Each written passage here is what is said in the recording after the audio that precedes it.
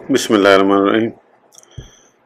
السلام علیکم۔ اس ویڈیو میں ہم کتاب احیاء العلوم جلد نمبر 2 یعنی بک نمبر 2 کو آگے کنٹینیو کریں گے۔ اس سے پہلے اگر آپ نے سبسکرائب نہیں کیا تو سبسکرائب کر لیں اور بیل آئیکن پریس کر دیں۔ تو شروع کرتے ہیں۔ حکایت منقول ہے کہ کچھ لوگ حضرت سیدنا یونس علیہ نبینا علیہ السلام کے پاس آئے۔ آپ علیہ السلام نے ان کی مہمان نوازی فرمائی۔ جب بھی آپ گھر میں داخل ہوتے اور نکلتے تو زوجہ آپ علیہ السلام کو اذیت دیتی اور زبان درازی کرتی، لیکن آپ علیہ السلام خاموش رہتے۔ اس پر لوگوں نے تعجب کا اظہار کیا تو آپ علیہ السلام نے ارشاد فرمایا، تعجب نہ کرو، میں نے اللہ عز و جل سے دعا کی کہ اگر آخرت میں تو نے مجھ پر کوئی عطاب فرمانا ہو تو اس کی عوض مجھے دنیا میں ہی آزمائش میں ڈال دے۔ تو اللہ عز و جل نے ارشاد فرمایا، تمہاری آزمائش فلاں کی بیٹی ہے، اس سے نکاح کر لو، لہٰذا میں نے اس سے نکاح کر لیا اور اس کا رویہ جو تم دیکھ رہے ہو میں اس پر صبر کرنے والا ہوں۔ بیوی کی اذیت پر صبر کرنے میں ریاست نفس، غصے کو ختم کرنا اور اخلاق کو اچھا کرنا ہے، کیونکہ غیر شادی شدہ یا نیک بیوی والے سے نفس باطنہ کی برائیاں ظاہر نہیں ہوتی اور نہ ہی اس کے باطنی عیوب ظاہر ہوتے ہیں۔ لہذا راہ حق کے مسافر پر لازم ہے کہ بطور تجربہ وہ اپنے نفس کو اس طرح کی تکلیف دہ باتوں پر پیش کر کے اسے ان پر صبر کا عادی بنائے تاکہ اس کے اخلاق معتدل یعنی بہتر ہوں اور نفس بری صفات سے پاک و صاف ہو۔ نیز اہل و عیال پر صبر کرتے ہوئے ان کی پرورش کے لیے تقدو کرنا، جہاں ریاضت و مجاہدہ نفس ہے وہیں ان کی کفالت کرنے، ان کے معاملات کو حل کرنے کے ساتھ ساتھ ذاتی طور پر بھی عبادت ہے۔ تو نکاح کے فوائد میں سے ایک فائدہ یہ بھی ہے، لیکن دو میں سے ایک شخص ہی اس سے نفع حاصل کر سکتا ہے۔ اجتماعی فائدے پر مشتمل عمل افضل ہے۔ وہ جو ریاضت و مجاہدہ نفس اور اخلاق سنوارنے کا ارادہ رکھتا ہے لیکن ابھی راہ سلوک کی ابتدا میں ہے، تو کوئی بعید نہیں کہ اہل و عیال پر صبر کی صورت میں اسے ایسے مجاہدے کا طریقہ معلوم ہو جائے جو اسے ظاہر سے حال کی طرف لے جائے اور اس کا نفس پاک ہو جائے۔ وہ جو عبادت گزار ہے لیکن اسے باطن کی سیر اور فکر و قلب کی حرکت یعنی مراقبہ وغیرہ حاصل نہیں، بلکہ وہ صرف ظاہری اعمال جیسے نماز، روزہ اور حج وغیرہ پر عمل پیرا ہے، تو اس کا اپنے اہل و عیال کے لیے رزق حلال کمانا اور ان کی تربیت کرنا فرائض و واجبات کے علاوہ دیگر بدنی عبادات سے افضل ہے، کیونکہ بدنی عبادت کا فائدہ کسی اور کو نہیں پہنچتا۔ لہذا وہ شخص جس کے اخلاق فطری طور پر مہذب ہوں یا زمانہ ماضی میں کیے ہوئے مجاہدے کے سبب اخلاق سنور گئے ہوں اور باطنی سیر اور علوم مکاشفہ میں قلب کی فکر کے باعث اسے مزید حرکت حاصل ہو، تو اس کے لیے اس ریاضت و مجاہدہ نفس کی غرض سے نکاح کرنا مناسب نہیں، کیونکہ اسے بقدر کفایت ریاضت حاصل ہے۔ باقی رہا اہل و عیال کے لیے رزق حلال کمانا، تو اگرچہ یہ عبادت ہے لیکن علم حاصل کرنا اس سے افضل ہے، کیونکہ یہ بھی ایک عمل ہے اور اس کا فائدہ کسب حلال سے زیادہ ہے، اس لیے کہ یہ عام اور تمام مخلوق کو پہنچتا ہے، بخلاف کسب حلال کے کہ اس کا فائدہ صرف اہل و عیال تک محدود ہے۔ یہ نکاح کے وہ دینی فوائد ہیں جن کی بنا پر نکاح کی فضیلت کا حکم بیان کیا جاتا ہے۔ چوتھی فصل، نکاح کی 3 آفات۔ حلال کے حصول سے عاجز آنا، یہ سب سے قوی آفت ہے، کیونکہ رزق حلال ہر ایک کو بآسانی حاصل نہیں ہوتا، بالخصوص ہمارے زمانے میں کہ معیشت میں اضطراب و فساد ہے۔ لہذا نکاح وسیع رزق کی طلب میں حرام کھلانے کا سبب بنے گا اور اپنی ہلاکت کے ساتھ ساتھ اہل و عیال کی ہلاکت کا باعث بھی ہوگا، جبکہ غیر شادی شدہ کسی حد تک اس سے امن میں رہتا ہے۔ الغرض نکاح کرنے والا اپنی زوجہ کی خواہشات کی پیروی کر کے اکثر برائی میں مبتلا ہو جاتا اور دنیا کے عوض اپنی آخرت بیچ ڈالتا ہے۔ چنانچہ مروی ہے کہ ایک بندے کو میزان عمل پر کھڑا کیا جائے گا، اس کے نامہ اعمال میں پہاڑ کی مثل نیکیاں ہوں گی، اس سے اپنے اہل و عیال کی رعایت اور ان کے حقوق کے بارے میں پوچھا جائے گا اور پوچھا جائے گا کہ مال کہاں سے کمایا اور کہاں خرچ کیا، حتیٰ کہ یہ مطالبات اس کے تمام اعمال کو گھیر لیں گے، تو اس کی کوئی نیکی باقی نہ بچے گی۔ تو ایک منادی ندا کرے گا کہ یہ وہ شخص ہے جس کی نیکیاں دنیا میں اس کے اہل و عیال نے کھا لیں اور آج یہ اپنے اعمال کے بدلے میں گروی رکھا گیا ہے۔ منقول ہے کہ قیامت کے دن بندے سے سب سے پہلے اس کے اہل و عیال لپٹیں گے اور اسے بارگاہ الہی میں کھڑا کر کے عرض کریں گے، اے ہمارے رب عز و جل، اس سے ہمارا حق دلوا کہ اس نے ہمیں ضروری احکام نہ سکھائے اور ہمیں حرام کھلاتا تھا جبکہ ہمیں علم نہ تھا، چنانچہ اس سے ان کا بدلہ دلوایا جائے گا۔ ایک بزرگ کا فرمان ہے کہ اللہ عز و جل جب کسی کے ساتھ برائی کا ارادہ فرماتا ہے تو دنیا میں اس پر انیاب اہل و عیال کو مسلط کر دیتا ہے جو اسے نوچتے ہیں۔ حدیث پاک میں ہے کہ بندہ بارگاہ الہی میں سب سے بڑا گناہ یہ لے کر حاضر ہوتا ہے کہ اس کے اہل و عیال جاہل ہوں، تو یہ یعنی حرام میں پڑنا عام آفت ہے، بہت کم لوگ اس سے محفوظ رہتے ہیں، البتہ وہ شخص کہ جسے مال وراثت حاصل ہوا ہو یا اس نے اپنے اور اہل و عیال کے لیے بقدر کفایت حلال کمایا ہو اور اسے قناعت کی دولت بھی حاصل ہو،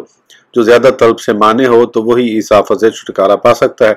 یا پھر وہ شخص جو پیشہ ور ہو، یا لکڑیوں کی کٹائی یا شکار وغیرہ مباح کاموں سے رزق حاصل کرنے پر قادر ہو،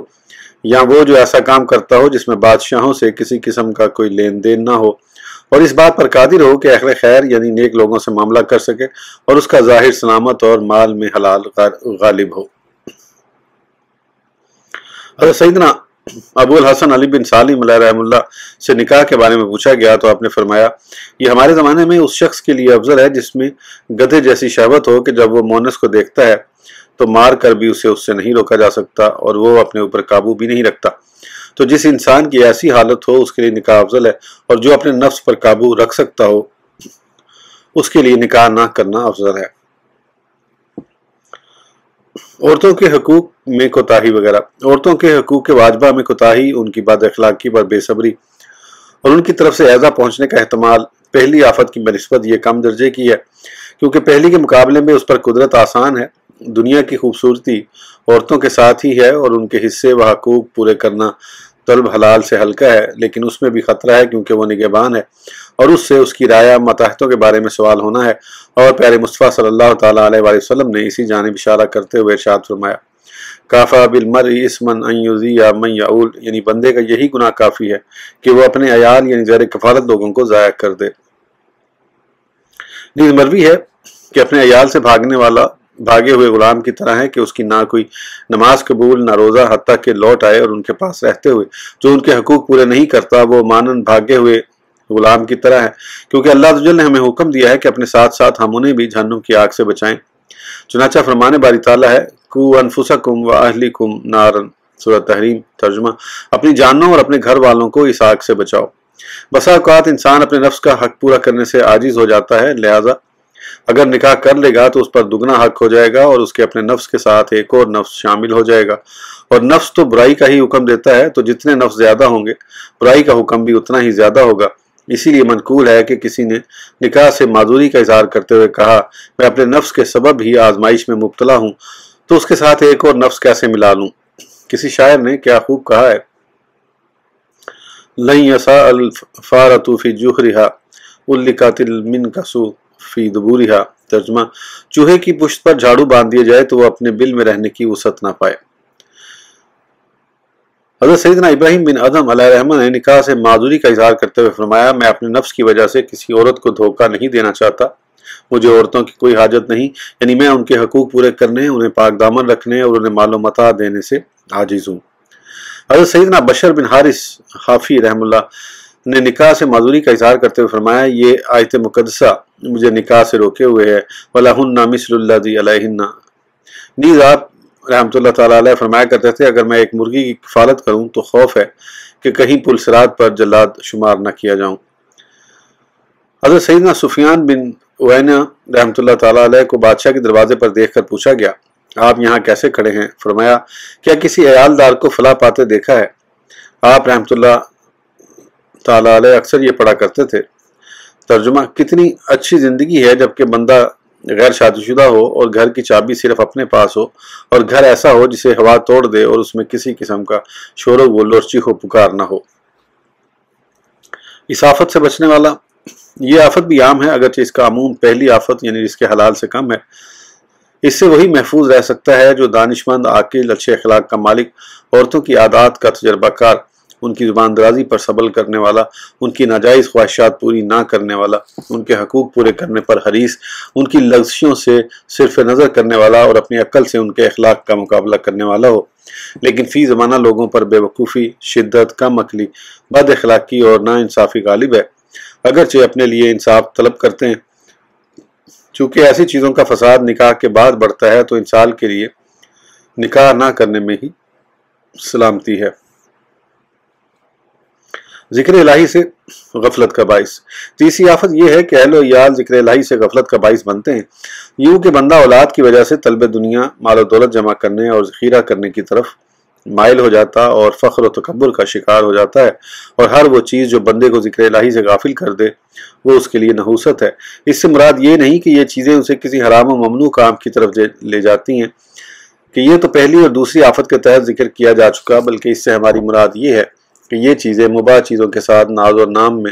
زندگی بسر کرنے، عورتوں کے ساتھ کھیل کود، ان سے بات چیت کر کے انسیت حاصل کرنے اور ان سے نفع اٹھانے میں مبالغہ کرنے کی طرف لے جاتی ہیں۔ الغرض نکاح سے کئی قسم کی مشغولیات پیدا ہو جاتی ہیں، لہذا بندے کا دل ان میں مصروف ہو جاتا ہے اور اس کے شب و روز اس طرح گزرتے ہیں کہ آخرت کی تیاری کے لیے اسے وقت ہی نہیں مل پاتا۔ اسی وجہ سے حضرت سیدنا ابراہیم بن ادم علیہ رحم اللہ نے فرمایا، جو شخص عورتوں کی رانوں یعنی کثرت جمع کا عادی ہو جائے تو وہ کچھ نہیں کر پاتا، یعنی درجہ کمال تک ترقی نہیں پا سکتا۔ حضرت سیدنا ابو سلیمان دارانی قدس سرہ نے فرمایا، جس نے نکاح کیا وہ دنیا کی طرف مائل ہو گیا، یعنی نکاح اسے دنیا کی طرف مائل ہونے کی دعوت دیتا ہے۔ خلاصہ کلام، یہ نکاح کے فوائد و نقصانات ہیں جنہیں ایک جگہ جمع کر دیا گیا ہے، لہذا کسی شخص کے لیے یہ حکم لگانا کہ متعلقاً اس کے لیے نکاح کرنا افضل ہے یا تنہا رہنا، تو یہ ایسا معاملہ ہے کہ مذکورہ بالامور جمع ہونے کی صورت میں اس کا احاطہ نہیں کیا جا سکتا، بلکہ ان فوائد و آفات کو معیار و میزان بنایا جائے، اور جو شخص نکاح کا ارادہ رکھتا ہو وہ خود کو اس معیار پر پیش کرے۔ اگر اس کے حق میں آفات ختم اور فوائد جمع ہو جائیں، یوں کہ اس کا مال حلال اور اخلاق اچھے ہوں، اور دین کے معاملے میں اس طرح کوشش کرنے والا ہو کہ نکاح اسے ذکر اللہ سے غافل نہ کر سکے، اس کے ساتھ ساتھ وہ جوان بھی ہو کہ اسے تسکین شہوت کی حاجت ہو، تنہا ہو کہ گھریلو معاملات کی تدبیر کرنے اور خاندان کی حفاظت کی حاجت ہو، تو اس کے حق میں نکاح کی افضلیت میں کوئی شک نہیں کہ نکاح کرنے میں حصول اولاد کی کوشش بھی ہے۔ البتہ اگر مذکورہ فوائد نہ پائے جائیں اور آفات جمع ہو جائیں تو اس کے لیے نکاح نہ کرنا ہی افضل ہے۔ اگر فوائد و آفات ایک دوسرے کے مقابل آ جائیں، اور عام طور پر یہی صورت پائی جاتی ہے،